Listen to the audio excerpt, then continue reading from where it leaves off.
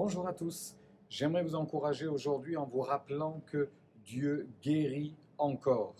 C'est une parole prophétique que l'on trouve dans le livre d'Ésaïe et je vous la lis au chapitre 57, verset 14.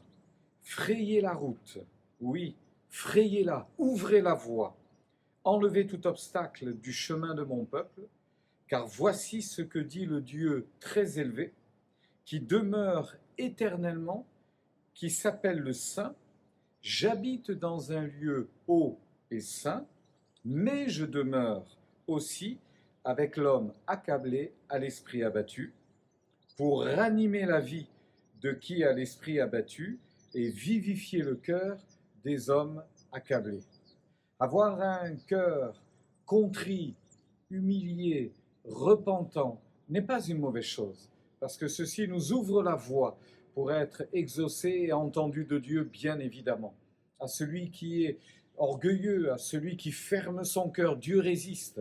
C'est une certitude. Dieu fait grâce à celui qui est humble. Et on se souviendra d'ailleurs ce qu'il est dit dans un autre passage de l'Écriture, que celui qui revêt l'armure ne se glorifie pas comme celui qui la dépose.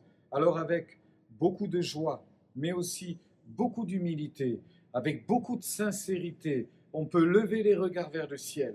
Dieu habite un lieu inaccessible, nous le savons. Il est dans les lieux élevés, très hauts, très saints, mais il est également à côté de nous.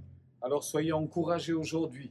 Dieu n'est pas loin, il est à vos côtés, il est près de vous et il veut tout simplement agir encore dans votre vie. Quel que soit le besoin, quelle que soit la difficulté, vous faites face à de rudes épreuves, vous faites face à une situation très ardue, très compliquée, mais la route a été frayée, Dieu s'est frayé un chemin, touchez votre cœur et maintenant il va accomplir encore une œuvre bienfaisante, une œuvre de grâce, dans un seul but, que son nom soit glorifié. Nous vivons pour servir à sa gloire, nous vivons pour être un témoignage de la puissance de Dieu, nous vivons pour rappeler la fidélité de Dieu et sa bonté à tous égards. Alors soyez encouragés encore aujourd'hui, l'Éternel est vivant, il guérit encore aujourd'hui, il va le faire et il va vous bénir. Je vous souhaite une belle journée bénie.